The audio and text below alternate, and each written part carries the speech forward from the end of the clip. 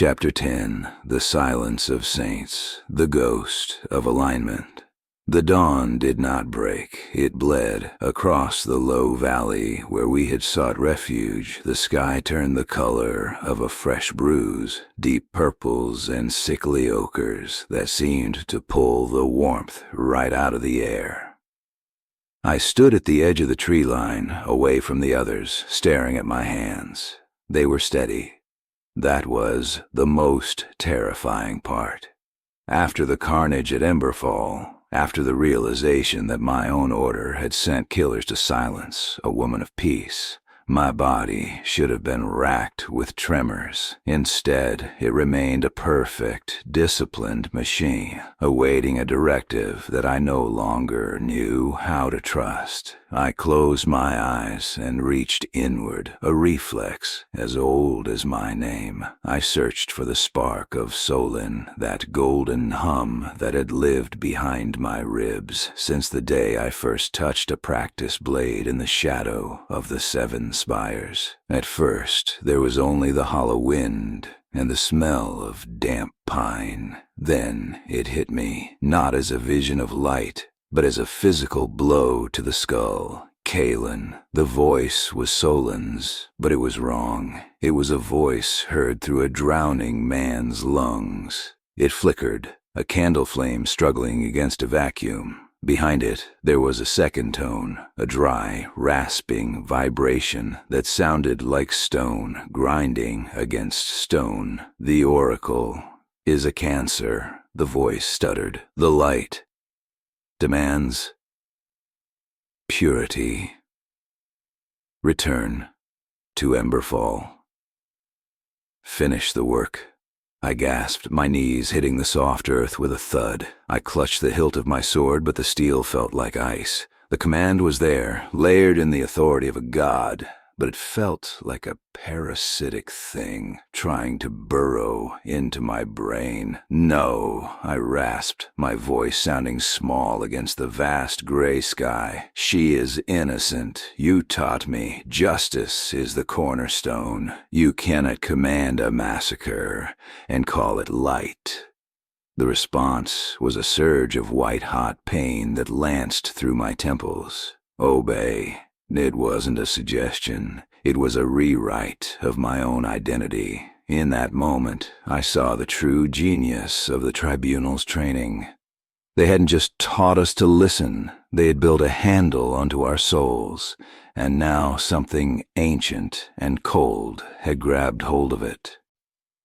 The shadow in the stream. I stayed on my knees until the thundering in my ears subsided into a dull ache. When I finally looked up, Marin was standing a few paces away. She didn't approach. She knew better than to touch a paladin in the throes of a vision. But her hand was on the hilt of her blade, and her eyes were fixed on my face with a terrifying clarity. "He's speaking again, isn't he?" she asked quietly. "He's lying," I said, and saying it felt like ripping a piece of my own heart out. The voice. "It's Solyn. Marin, I know his resonance. I know the shape of his will, but the words are poison." Marin stepped closer, the frost crunching beneath her boots. "It isn't him, Caelan, or it isn't just him. Something is sitting on the channel. Something is filtering the divine through a sieve of malice. And if he's allowing it," I asked, looking up at her, "what if the light has decided that we are no longer worth the truth?" Marin didn't flinch. She reached down with her left hand, the one clad in the broken gauntlet she refused to replace, and grabbed my collar. "Then the light is wrong, and we are the only ones left who are right." It was a staggering blasphemy, yet it felt like the only solid ground left in a world made of shifting sand. We walked back to the camp in silence. Caelan was already awake, cleaning his bow with a methodical intensity that bordered on the religious. Lisa was staring into the dying fire, her hair occasionally sparking with frustrated embers. Bram sat on a log, his massive hammer resting between his boots like a sleeping dog. "We can't stay here," Caelan said without looking up. "The signal you're putting out, Caelan, it's like a beacon in the dark. The Tribunal doesn't need trackers when you're shouting your location to the heavens every time you pray." "I wasn't praying," I snapped, though I knew he was right. "I was being invaded." Bram looked up, his eyes weary but kind. "The divine stream is like a forge, lad. If the air feed is choked with soot, the fire turns orange and smoky. It doesn't mean the fuel is bad. It means the environment is corrupted." "The environment is Malrick," I said, sitting heavily on a stone. "He's doing something in the spires. I felt it in the vision, a siphoning, a pressure that wasn't there before." Lisa finally spoke, her voice small but sharp. "He's using the shards, the old records Bram found. They talked about fragments of the Null Star's essence being kept in the sublevels. If he's weaving those into the stream, he's not just talking to you, he's reprogramming you." The road to First Judgment. The journey toward the ruins of First Judgment was a slow descent into a world that had forgotten the sun. The fading light was no longer a metaphor. It was a physical weight. The sky remained a bruised, lightless gray, and the very air felt thin, as if the divinity being siphoned by Malrick was the only thing keeping reality from fraying at the edges. We moved through the skeletal remains of a forest that had once been a pilgrimage site. The trees here were twisted, their bark etched with the same malformed sigils I had seen on the creature on the road. "Watch your step," Caelan hissed, pushing a branch aside with the limb of his bow. "The resonance here is wrong. It's biting." "It's not resonance, Caelan," I countered, my voice sounding harsh even to my own ears. "It's the law. It's what happens when the foundation of the world is pulled out from under it." Caelan stopped and turned, his weathered coat flapping in the cold wind.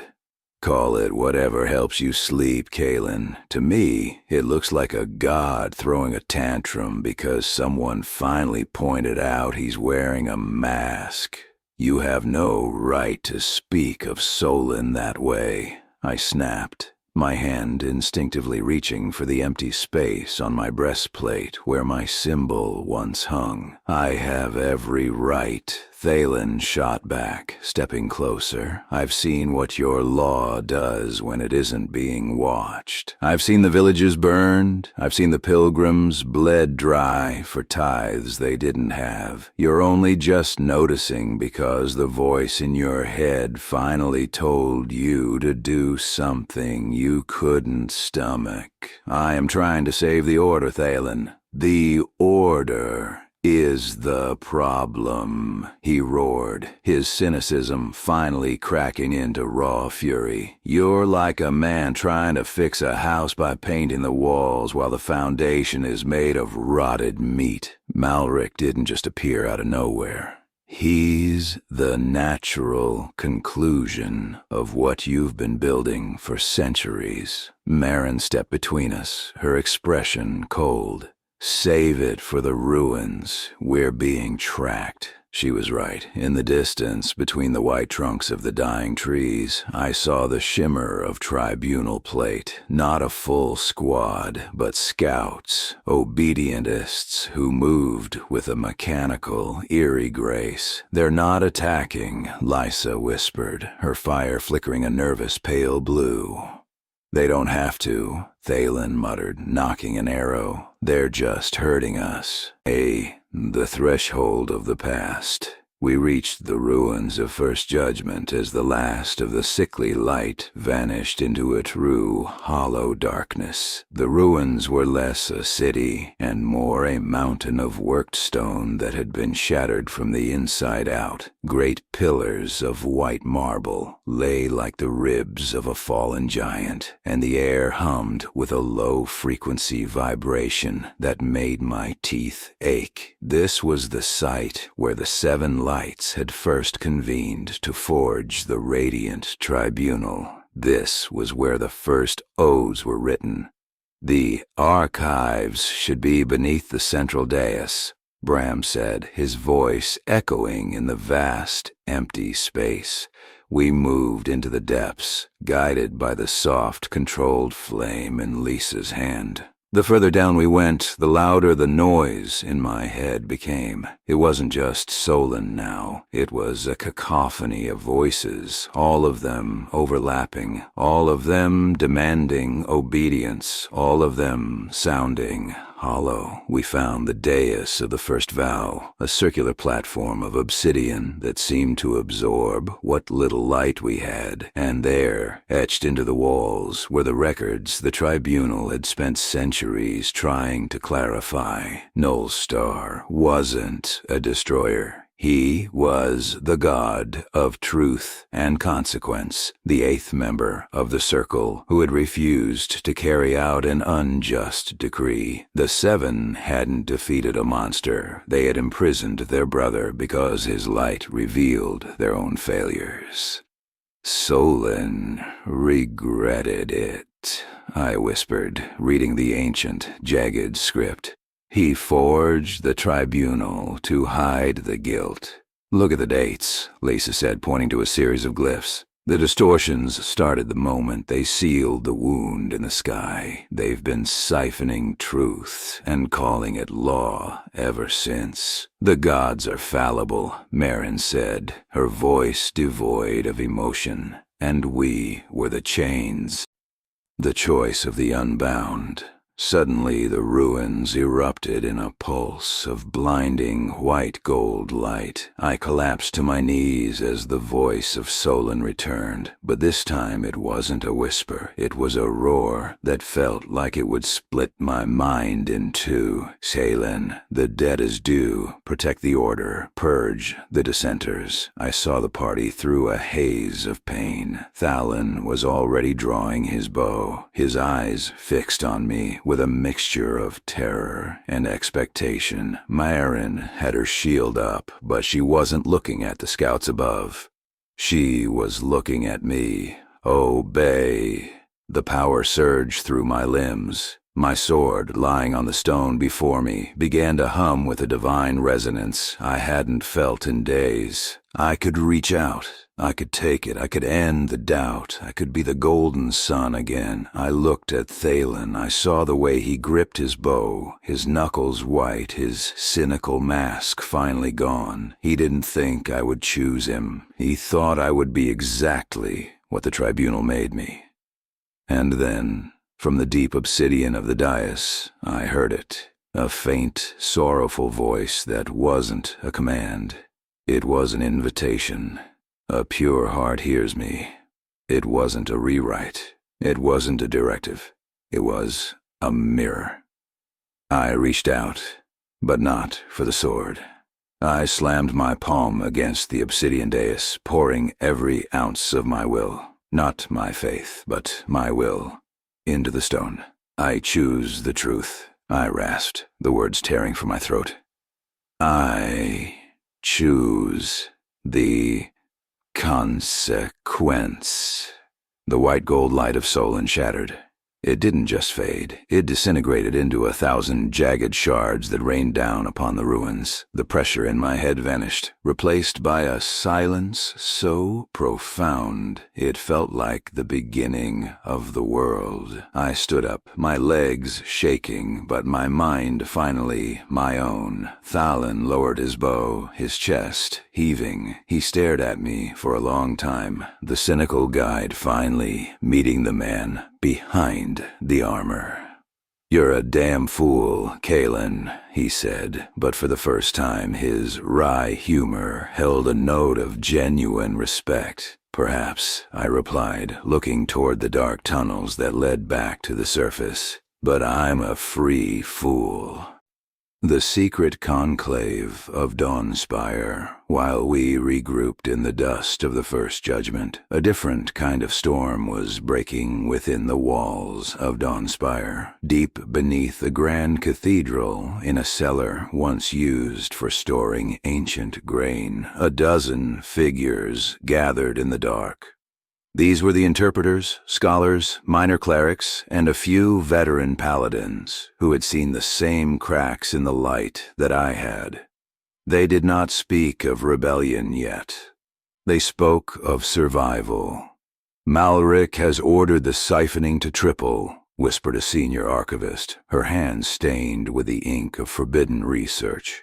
"He is starving the gods to feed his own grip. If Caelan Dawnspire has truly survived the purge at Emberfall, then the lie is no longer absolute. He is a fugitive," another hissed, a young paladin whose eyes were red from lack of sleep. "He is one man against an order of thousands. He is not a man," the archivist countered, her voice catching with a strange, terrifying hope. "He is a witness, and a witness cannot be killed without the truth dying with him. If he reaches the first judgment, if he hears the star, then the tribunal is no longer the voice of the light. It is merely a cage." Across the city, the obedientists were already sharpening their blades. Malrick had purged 3 dissenters that afternoon, their names quietly removed from the scrolls, as if they had never existed. The Civil War hadn't begun with a horn blast. It had begun with a whisper in a cellar. Ambush in the dark forest.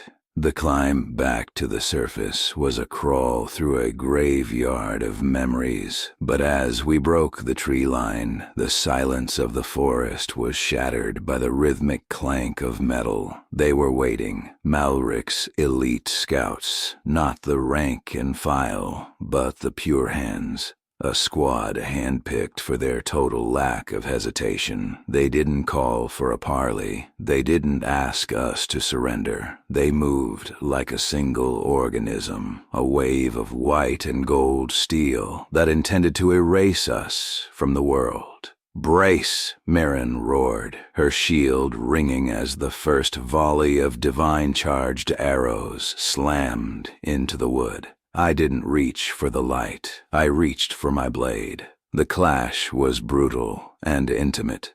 The scouts fought with a fervor that was terrifying because it was empty. They weren't angry. They were merely fulfilling a function.